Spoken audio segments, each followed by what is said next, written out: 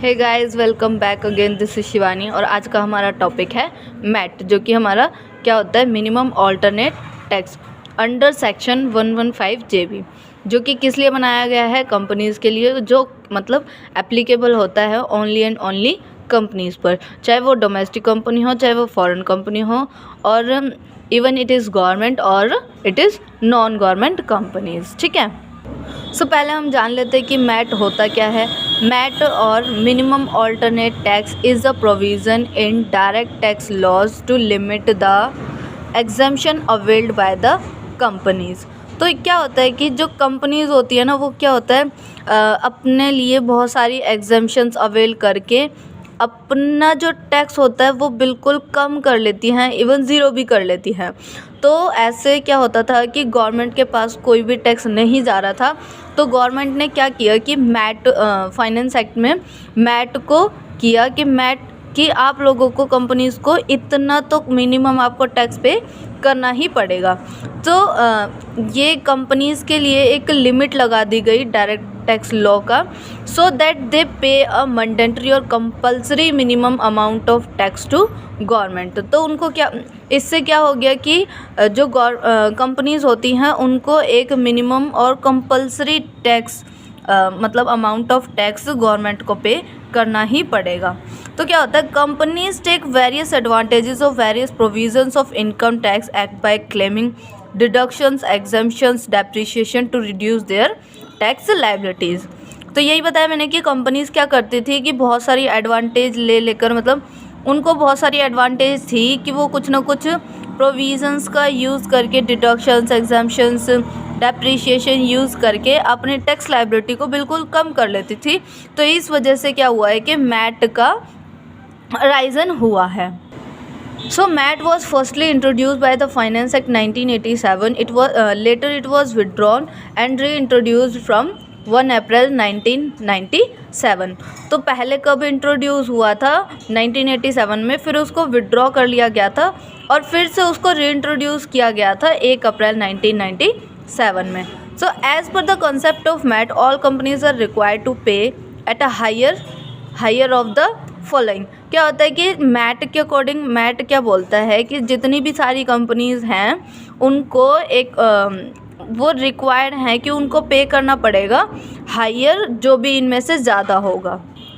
So the every company shall be liable to pay higher of the following. मतलब जो भी मैंने बताया था कि जो मैट है उसमें क्या बताया है कि जो कंपनीज़ हैं उनको इनमें से नॉर्मल टैक्स और मैट प्लस मैट जो होता है 15% of book profit, surcharge plus health and education, इन दोनों में से जो भी हायर होगा वो उनको टैक्स पे करना ही पड़ेगा।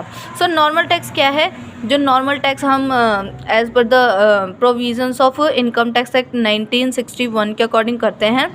जो हमारी इनकम होगी अब टू 250 करोड़, हम उस पर 25% टैक्स लगाएंगे, और अबव 250 करोड़ होगी तो हमारा 30% उस पर टैक्स होगा। और एक्सक्लूडिंग, मतलब उसमें हम फिर बाद में ऐड करेंगे surcharge plus health and education cess.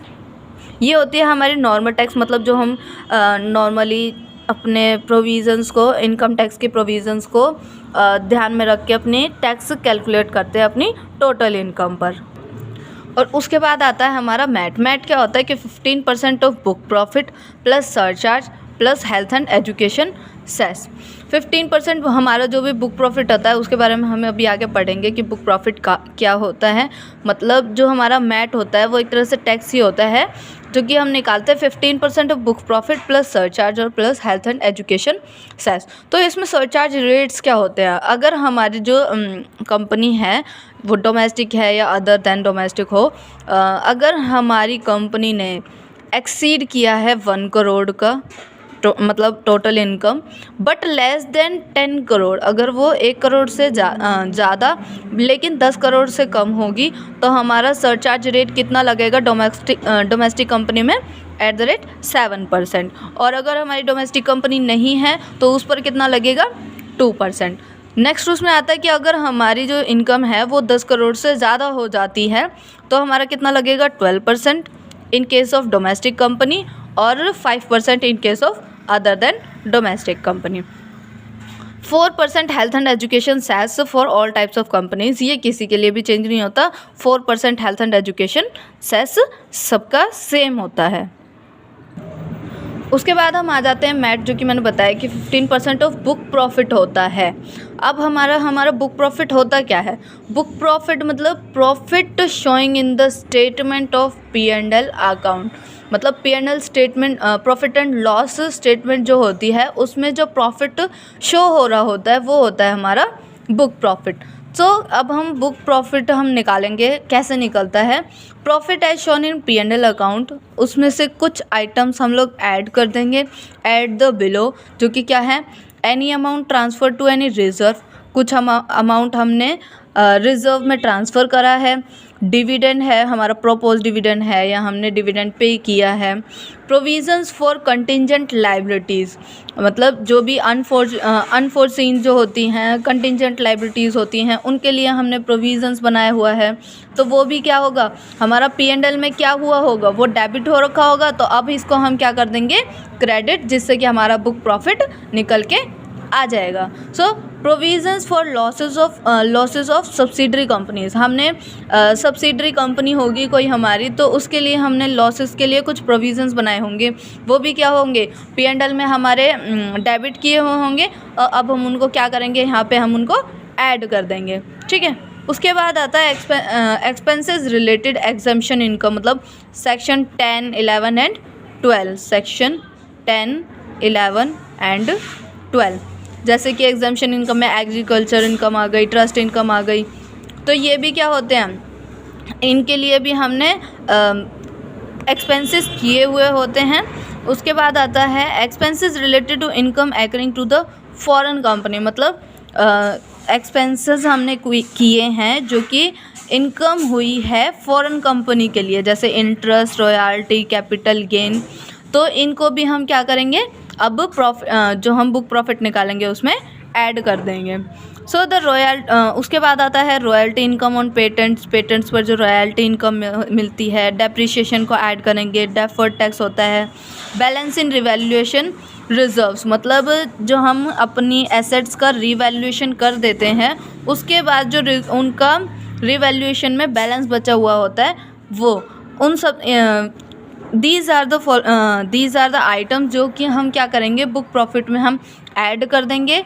उसके बाद देयर आर सम आइटम्स जो कि हम उनको लेस भी करेंगे, जिससे हमें पता चलेगा कि हमारा टोटल बुक प्रॉफिट कितना है। सो ये हैं हमारे बुक प्रॉफिट, जिनको कि हम क्या करेंगे? लेस करेंगे फॉर द बुक प्रॉफिट, मतलब जो कि हमने डेबिट किए हुए थे उनको तो अब हमने क्रेडिट कर लिया, लेकिन जो अब हमने क्रेडिट किए हुए थे अब उनको हटाना भी तो पड़ेगा ना, जैसे डबल इनकम ना हो। सो कौन कौन से हैं वो? The amount withdraw from any reserve, वो क्या था कि हमने कोई अमाउंट ट्रांसफ़र किया था किसी रिज़र्व में, तो वो हमने ऐड कर लिया। और अगर हमने कहीं से विड्रॉ किया हुआ है तो भी हम तो क्या करेंगे? हम उसको लेस कर देंगे। Exempted income if added in P&L statement. Exempted income वही सेक्शन 10, 11, 12, अगर वो हमने ऐड कर रखी होंगी P&L स्टेटमेंट में तो हम उनको क्या कर देंगे? लेस कर देंगे। अगर हमने नहीं की होंगी तो उनको क्या कर देंगे? ऐड कर देंगे। Loss on transfer of units मतलब ट्रांसफ़र ऑन यूनिट्स किए हैं, ट्रांसफ़र किया है और उसमें लॉस हुआ है, तो उसको भी क्या करेंगे? हम लेस करेंगे। Income by the way of royalty से कोई इनकम हुई है, ठीक है। Income accruing to foreign companies को इनकम हुई है, वो क्या था? वो था कि हमने एक्सपेंसेस किए हैं, अब मतलब फॉरेन कंपनी के लिए एक्सपेंसेस किए हैं, तो उनको हम ऐड कर रहे हैं। और अगर इनकम हो गई है तो हम उसको लेस कर देंगे। The amount of depreciation claimed in P&L statement में जो हमारा डेप्रिसिएशन का अमाउंट अगर हमने क्लेम कर रखा होगा तो उसको भी हम क्या करेंगे? लेस कर देंगे। सो ये थे कुछ स्टेटमेंट, मतलब स्टेटमेंट में जो हम P&L स्टेटमेंट में अपने एज अ डेबिट और क्रेडिट जो हम करते हैं उनको हम डेबिट में डाल देंगे अब बुक प्रॉफिट में, और जो डेबिट्स में होते हैं वो हम क्या करेंगे? उनको क्रेडिट में ले लेंगे। उसके बाद आता है tax credit in respect of MAT under certain company under section 115 JAA। तो पहले तो हमें पता होगा कि ये टैक्स क्रेडिट होता क्या है। तो टैक्स क्रेडिट क्या होता है कि an amount of money that you can subtract from the income you bear, income tax you bear. तो मतलब एक अमाउंट ऑफ मनी जो आप सब्ट्रैक्ट कर सकते हो अपने टैक्स में से, जो आपने टैक्स पे करना है या किया है। सो टैक्स क्रेडिट अब ये तो पता चल गया कि होता क्या है, तो हमें मिलेगा कब कब। The tax credit shall be the difference between tax paid under MAT and under the other provisions. तो टैक्स क्रेडिट क्या है? Difference between the tax paid under MAT और अदर प्रोविजन, जो कि मैट के अंदर हमने जो टैक्स पे करना है और जो हमारा अदर प्रोविज़न जो हम नॉर्मल टैक्स रेट से हम टैक्स कैलकुलेट करते हैं, उन दोनों के बीच का क्या होता है, वो एक डिफरेंस होता है। फॉर एग्जांपल सपोज मान के चलिए कि हमारा total tax payable total income है, मतलब टोटल इनकम पर जो हम टैक्स पे कर रहे हैं वो हमारी कैलकुलेट होकर क्या आई है 20,000। और अगर हम उसी टोटल इनकम पर टैक्स निकाल रहे हैं थ्रू मैट, मतलब मैट के हिसाब से अगर हम निकाल रहे हैं तो वो हमारा निकल रहा है 50,000। तो हमको टैक्स क्रेडिट कितना अलाउड होगा? 50,000 minus 20,000, that we will allow for the tax credit ₹30,000। उसके बाद आता है tax credit will be allowed to be carry forward for 15 assessment years. जो हमें टैक्स क्रेडिट मिल रहा है और वो हम उसको यूज़ नहीं कर रहे हैं, तो हम उसको कैरी फॉरवर्ड कर सकते हैं फॉर द 15 असेसमेंट ईयर्स तक, मतलब 15 साल तक हम उसको कर सकते हैं। सपोज़ अगर किसी का 18-19 असेसमेंट ईयर है और उसमें उसको टैक्स क्रेडिट अवेल हुआ है, तो वो कब तक 33-34 अप्रोक्स उसमें टाइम बनेगा कि इतने आगे तक वो यूज़ कर सकता है। सो नेक्स्ट है the tax credit will be allowed in the year in which tax payable is more than MAT. Tax credit हम कब अलाउ कर सकते हैं? जब हमारा मैट जो है, मतलब मैट हमारा कम होगा और जो हम नॉर्मल प्रोविजंस पर टैक्स बना रहे हैं वो हमारा ज़्यादा होगा। मतलब नॉर्मल प्रोविजंस पर हम टैक्स जो ज़्यादा पे कर रहे हैं देन मैट। नेक्स्ट आता है हमारा the set off will be allowed to the difference between tax payable under MAT and under other provisions. तो जो है कि मतलब अगर हमें सेट ऑफ करना है तो हम कब सेट ऑफ करेंगे? एग्जांपल के थ्रू समझ के चलते हैं। सपोज़ हमारे जो टैक्स क्रेडिट है वो हमारे पास 40,000 है, ठीक है, हमें पहले मिला हुआ था और अभी तक हमारा 40,000 हमारे पास है टैक्स क्रेडिट। तो टैक्स पेबल जो हमारा टोटल इनकम पर टैक्स है, जो हमने नॉर्मल रेट से बनाया है, वो हमारा निकला है टोटल टैक्स 1 लाख रुपीज़ का। और अगर हम निकाल रहे हैं अंडर मैट, तो हमारा टैक्स बन रहा है 80,000 का। तो हम कितना सेट ऑफ कर सकते हैं? तो जो इनका डिफरेंस होगा means 20,000 can be set of. तो जो कंपनी होगी वो कितना टैक्स पे करेगी? 1 लाख में से हम इसमें से 20,000 लेस कर देंगे तो कंपनी कितना टैक्स पे करेगी? ₹80,000 ओनली। होता है ना कि मतलब जो इन दोनों में से हायर जो होती है उस पर हम टैक्स पे वो वाला हम टैक्स पे करते हैं। तो हमारी इसमें हायर कौन सी है? 1 लाख, और 1 लाख में से हम सेट ऑफ कर सकते हैं 20,000। तो हमारी कंपनी कितना टैक्स पे करेगी? Only and only 80,000। So no interest shall be payable on tax credit. मतलब टैक्स क्रेडिट पर कोई इंटरेस्ट आपको नहीं मिलेगा। Whereas a result of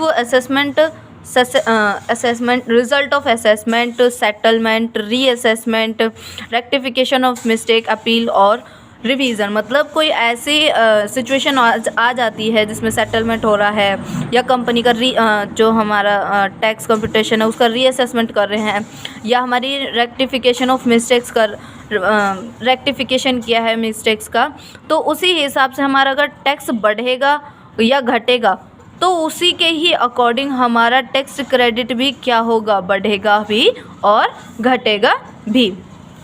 thank you, bye bye, मिलते हैं नेक्स्ट वीडियो में।